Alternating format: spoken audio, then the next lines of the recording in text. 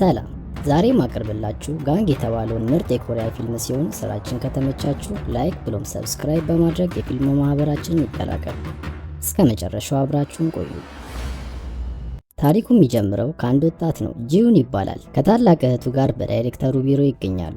በትምህርት ቤቱ በጣም ተደባዳቢና ችግር ፈጣሪ በመሆኑ ተስፋ ስለቆረጡበት ነበር ታላቅ እህቱን ያስጠሯት። እህቱም ለወንድሟ አንድ እድል ከሰጡት እንደሚስተካከል ቃል እየገባች ይቅርታ እንዲያደርጉለት ጠየቀቻቸው። ነገር ግን ዳይሬክተሯ በጂሁን ንቀትና ስርዓት አልበኝነት ስለሰለቸች ሀሳቧን እንደማትቀይር ነግራት ከትምህርት ቤቱ ተሰናበተ። የዛን ቀን ምሽት አዲስ የሚገባበትን ትምህርት ቤት ሲፈልግ አመሸ። በፍለጋው አንድ ትምህርት ቤት አይኑ ውስጥ ገባ። ይህ ትምህርት ቤት ህግ የሚባል እንደሌለውና ተማሪዎች በሙሉ አደገኛ ዱርዬዎች እንደሆኑ ሲረዳ ደስ አለው። ትክክለኛ ቦታውን እንዳገኘ ተሰማው። በሚቀጥለው ቀን ጠዋት ለመመዝገብ ወደ ቦታው አመራ። ይህ ትምህርት ቤት በፊት እስር ቤት ነበር። ጂሁን ገና ወደ ውስጥ ከመግባቱ ጉልበተኞች በኳስ ፊቱን መቱት። እሱም ይህንን የጸብ ግብዣ በደስታ በመቀበል በጥማት ወደ እነሱ ሮጠ። ነገር ግን እንዳሰበው አልሄደም። ልክ አጠገቡ ሲደርስ አንዳቸው በፍጥነት ሰላምታ በመስጠት ቀጥሎም ይቅርታ በመጠየቅ ጥሎት ሄደ። ጂሁን በዚህ ግራ ተጋብቷል። ይቅርታቸውን በዚህ ፍጥነት አልጠበቀውም ነበር። ከዛም እነሱን ትቶ ለመመዝገብ ወደ ቢሮ ገባ። ውስጥ የተመለከታቸው አስተማሪዎቹም ሌላ ጊዜ ከሚያውቃቸው አስተማሪዎች ይለያሉ። እዚህ ትምህርት ቤት ለመግባት ብዙ ነገር አያስፈልገውም። ድብድብ ላይ ጥሩ የሆነ ሰው በሙሉ መመዝገብ ይችላል። ጂሁን ደግሞ የጸብ ችግር ስላልነበረበት ወዲያው ተቀላቀለ። ክፍሉ የት እንደሆነ ባለማወቁ ኳን የተባለ ተማሪ ጠየቀ። ኳን አለባበሱና ጭርነቱን ሲመለከት ደካማ ተማሪ አድርጎ ስላሰበ ንቆት መንገዱን ቀጠለ። ነገር ግን ኳን በትምህርት ቤት ውስጥ አለ የተባለ ጠንካራ ሰው ነበር። ጂሁን በመጨረሻ ክፍሉን አግኝቶ ወደ ውስጥ ገባ።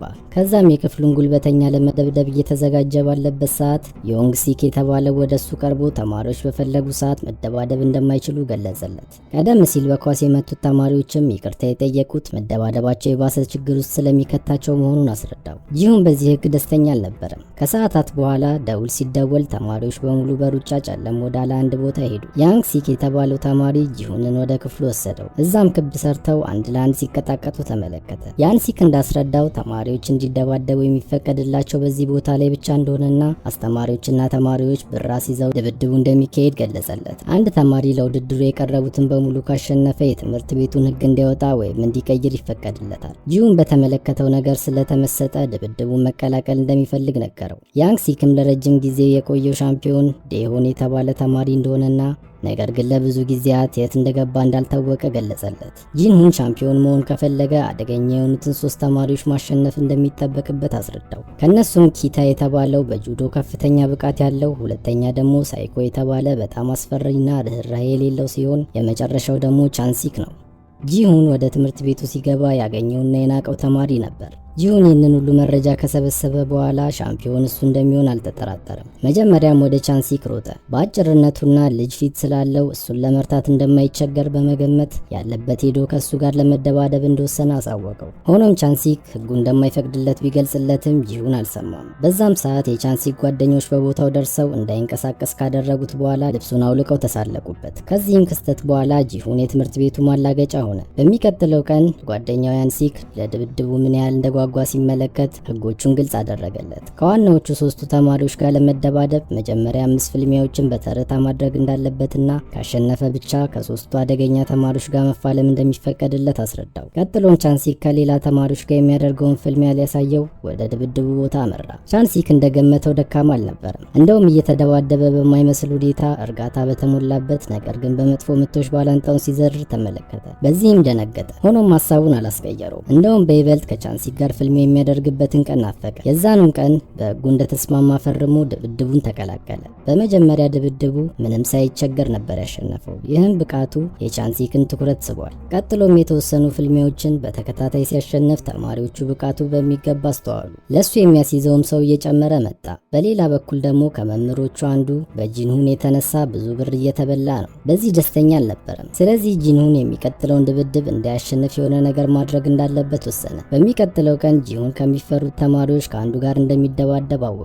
የመጀመሪያው በጁዶ ችሎታው የሚታወቀው ኪታ ነበር። እንደ ህጉ ከሆነ ከኪታ ጋር የሚፋለመው ከ16 ዙር በኋላ ነበር። ነገር ግን አስተማሪው ጂሁን እንዲሸነፍ ስለፈለገ ተራውን ለውጦ በዚህ ቀን አደረገው። ከሰዓታት በኋላ ከጓደኛው ጋር እያወሩ ውድድሩን እንዲያቋርጥ መከረው። ምክንያቱም ኪታ ጥንካሬው እስካሁን የሚደርስበት እንዳልተገኘና የጁዶ ቴክኒኩ በጣም አደገኛ እንደሆነ በመንገር አስፈራራው። ነገር ግን ጂሁን በቀላሉ እንደሚያሸንፈው እርግጠኛ ነበር። የፍልሚያው ሰዓት ሰዓት ደርሶ ሁለቱም ቦታው ላይ ተገኙ።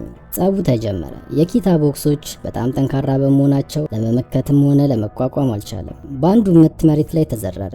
ሆኖም ተስፋ ባለመቁረጥ ለእንቅስቃሴው እንዲረዳው ልብሱን ካወለቀ በኋላ ፍልሚያውን ቀጠለ። ራቁቱን መሆኑ በኪታ ጠንካራ እጆች እንዳይያዝ በመሆኑ የጁዶ ቴክኒኩን መጠቀም አልቻለም። በዚህ ክፍተትም ተጠቅሞ ጂሁን እያፈራረቀ በመጥፎ ምቶች አገኘው። እስኪወድቅም ድረስ ባለ በሌላ ኃይሉ እየደጋገመ ከመታው በኋላ በመጨረሻ በዝረራ አሸነፈው። ጂሁን የተወሰነ ቢጎዳም ከሶስቱ አደገኛ ተማሪዎች አንዱን ስለቀነሰ ደስተኛ ሆኗል። የብዙ ተማሪዎቹንም ድጋፍ አግኝቷል። የክፍሉ ተማሪዎች እያጨበጨቡለትና እያደነቁት ባለበት ሰዓት ሳይኮ የተባለ ከሶስቱ አደገኛ አንዱ ወደ እሱ በመቅረብ የሚቀጥለውን ፍልሚያ ከሱ ጋር እንደሚፋለም ጠየቀ። ጂሁንም ሳያቅማማ ተስማማ። በሚቀጥለው ትዕይንት ሁለቱ ተደባዳቢዎች በተማሪ ተከበው ፍልሚያው ተጀመረ። ይህ ሳይኮ የተባለ ተማሪ ለየት የሚያደርገው ምት መቻሉ ነበር። ጂሁን በሙሉ ጉልበቱ እያሳረፈበት ምንም የህመም ስሜት አያሳይም። እየደጋገመ መሬት ላይ ዘረረው። ሳይኮ ግን በእርጋታ እየተነሳ ይቆማል። በዚህ ሁኔታ የተወሰነ ከቆዩ በኋላ ጂሁን መማታት እየደከመው መጣ።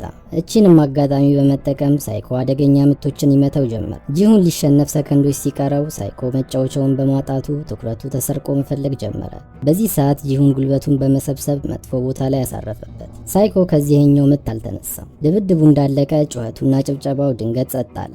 የሆነ ሰው ወደ ውስጥ እየገባ ነበር። ይህ ሰው ቾንዴሆ ነበር። ለረጅም ጊዜ ጠፍቶ የነበረው የትምህርት ቤቱ ሻምፒዮን ነበር። ሁሉም ሰው ሞቷል ብሎ ነበር ያሰበው። ቻንሲክም ወደሱ በመቅረብ ህጉ ስለማይፈቅድለት ፍልሚያውን እንዳይሳተፍ መከረው። ነገር ግን ዴሆ ፈቃደኛ አልነበረም። ዓላማው ህጉን በመስበር ሁሉንም ተማሪዎች በድብድብ መርታት መሆኑን አሳወቀው። ቻንሲክም ባለመስማማቱ ሁለቱ ተፋልመው ያሸነፈው ሰው ባወጣው ህግ እንደሚመሩ በመስማማት ለፍልሚያ ተዘጋጁ። ለረጅም ሰዓት ከተፋለሙ በኋላ እንደተጠበቀው ዴሆን ቻንሲክን አሸነፈ። ጂሁን በዴሆን የድብድብ ብቃት በጣም ደነገጠ። እንደዚህ አይነት አደገኛ ተደባዳቢ አጋጥሞት አያውቅም። ዴሆን ቻንሲክን በመርታት ብቻ አላቆመም። የቀሩትን ሁለቱን ሻምፒዮኖች እዛው ከረታቸው በኋላ የትምህርት ቤቱ ሻምፒዮን ሆነ። ይህም ማለት የትምህርት ቤቱን ህግ መቀየር ይችላል። መጀመሪያም የቀየረው ተማሪዎች ባሻቸው ሰዓት ከፈለጉት ተማሪ ጋር መጣላት እንደሚችሉ ነበር። ጊዜያት እየሄዱ ሲመጣ ብዙ ተማሪዎች የጂሁንን ግሩፕ መቀላቀል ጀመሩ። ከነሱም አንዱ የጂሁን ጓደኛ ነበር። ከተወሰኑ ቀናትም በኋላ ጂሁንን መጉዳት እንደሚፈልግ ተረዳ። ይህንንም እንደተረዳ በፍጥነት ወደ ጂሁን በመሄድ አስጠነቀቀው። ጨምሮም ያለው አማራጭ ትምህርት ቤቱን መልቀቅ እንደሆነ አሳሰበው። በዚህም ቅጽበት ጂሁን ከአንድ ጥግ ብቅ አለ። ያወሩትን በጠቅላላ ሰምቷል። በክህደቱ በጣም ስለተናደደ በተከታዮቹ አስደበደበው። ይህንን ተግባሩን ሲሰማ በፍጥነት ወደ ቦታው ሄደ። ያንሲክ በሱ ምክንያት ክፉኛ ተደብድቦ ሲያየው በጣም አዘነ። ከዛም ጂሁን ተማሪ በተሰበሰበበት ሊፋለመው እንዳሰበ ገለጸለት። የዛን ቀን ምሽት ጂሁን ወደ ቤቱ ሲመለስ ታላቅ እህቱ በሐዘን ቁዝማ አገኛት። እሱና እህቱ ኑሮውን ያለማንም እርዳታና ዘመድ ለብቻቸው ተቋቁሞ እዚህ ደርሰዋል። ሁሌም ቢሆን ልትረዳው ትሞክራለች። ያላት ብቸኛ ሰው እሱ ብቻ ስለነበር ጥሩ ነገር ብቻ ነው የምትመኝለት። ይህንንም አስቀምጣ በደንብ ከገለጸችለት በኋላ ዲሆን ጓደኛው ላይ ላደረሰበት ድብደባ ሊበቀለው ወሰነ። በነጋታውም ቀጥ ብሎ ዲሆን ጋር በመሄድ ፍልሚያውን እንደተቀበለ አሳወቀ።